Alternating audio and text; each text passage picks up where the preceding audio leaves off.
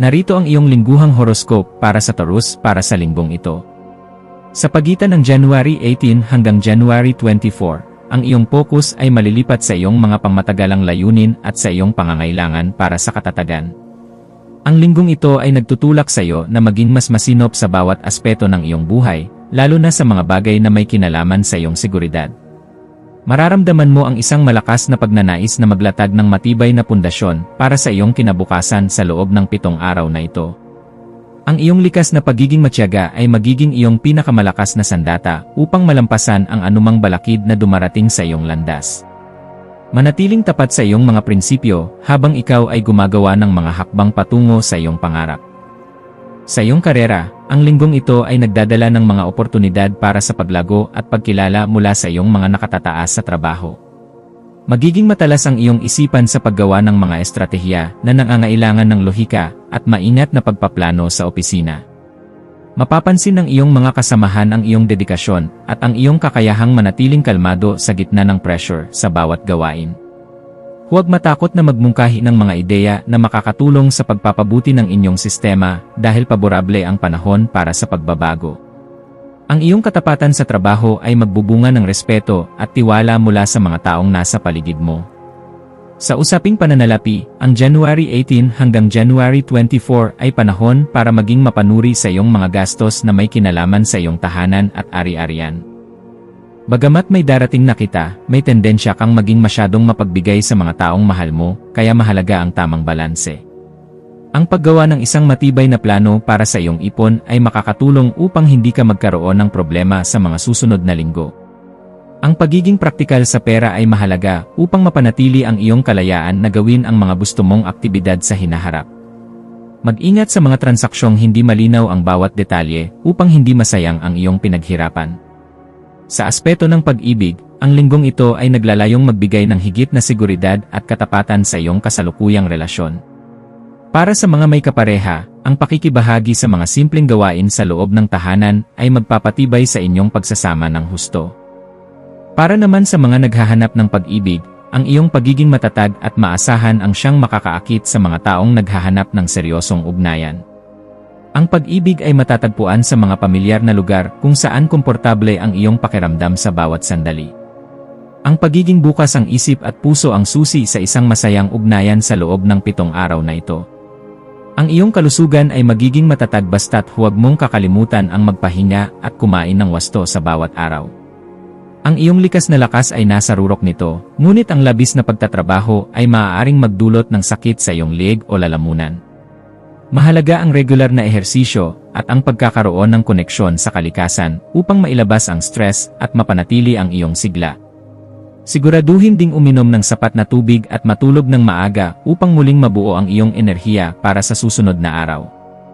Ang pagkakaroon ng kalmadong mentalidad ay ang iyong pinakamabisang proteksyon laban sa anumang karamdaman sa loob ng linggong ito. Ang iyong mga lucky number para sa linggong ito ay 2, 6, 15, at 24 na magdadala ng swerte sa iyo. Ang iyong lucky color ay berde o green para sa paglago at kulay lupa o earth tones para sa katatagan ng iyong aura. Ang dapat mong gawin ay maglinis ng iyong kapaligiran at alisin ang mga bagay na nagpapabigat sa iyong pakiramdam sa bahay. Ipagdasal ang pagkakaroon ng matibay na paninindigan at ang patuloy na daloy ng biyaya sa iyong buhay at sa iyong pamilya.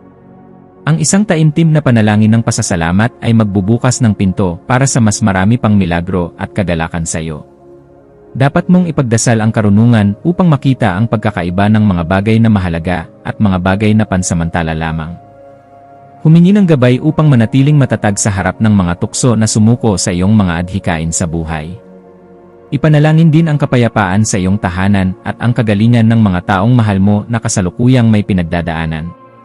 Ang iyong pananampalataya ang magsisilbing lakas mo sa bawat hakbang na iyong gagawin mula January 18 hanggang January 24. Manatiling konektado sa itaas upang manatiling matatag ang iyong espiritu sa gitna ng mga hamon na darating sa iyong landas.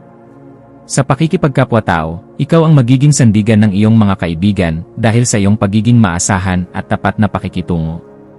Marami ang lalapit sa iyo para sa iyong matalinong payo at dahil sa iyong kakayahang makinig ng walang paghuhusga sa kanila. Ang iyong pagiging tahimik ngunit matatag ay rerespetuhin ng lahat ng iyong makakasalamuha sa bawat pagtitipon o pulong. Gayunpaman, huwag kalimutang maglaan din ng oras para sa iyong sarili upang hindi ka maubusan ng emosyonal na enerhiya. Ang pagbuo ng malalalim na koneksyon ay magiging madali para sa iyo dahil sa iyong pagiging tunay at tapat na kaibigan. Ang iyong pagiging malikhain ay lilitaw sa mga proyektong may kinalaman sa pagpapaganda ng iyong paligid o sa pagluluto ng mga bagong putahe. Maaari kang makaisip ng mga paraan kung paano gagawing mas komportable ang iyong tahanan nang hindi gumagastos ng malaking halaga. Ang linggong ito ay mainam para sa pagsisimula ng mga gawaing may kinalaman sa sining na nangangailangan ng pasensya at mabusising paggawa. Hayaan ang iyong mga kamay na gumawa ng mga bagay na magbibigay ng kagalakan sa iyong kaluluwa at sa iyong mga mahal sa buhay. Ang iyong katalinuhan sa sining ay magsisilbing inspirasyon sa mga taong nakapaligid sa iyo sa buong linggo. Tungkol sa iyong pamilya, magkakaroon ng mga sandali ng katahimikan at malalim na pag-unawa na magpapatibay sa inyong pagsasama. Ang iyong papel bilang tagapagbigay ng katatagan ay magiging mahalaga upang mapanatili ang kaayusan sa pagitan ng bawat miyembro ng iyong tahanan. Maaaring may isang kamag-anak na mangailangan ng iyong suporta sa kanilang pinansyal o personal na buhay at ang iyong karanasan ay magiging gabay nila. Ang pagpapakita ng pagpapahalaga sa inyong mga simpleng sandali ay magpapatibay sa inyong ugnayan bilang isang nagkakaisang pamilya. Maglaan ng oras para sa isang mahaba at tapat na pag-uusap kasama ang mga mahal sa buhay. Sa emosyonal na antas, maaaring makaramdam ka ng sobrang pagiging protektibo sa iyong mga narating na at sa iyong mga mahal sa buhay.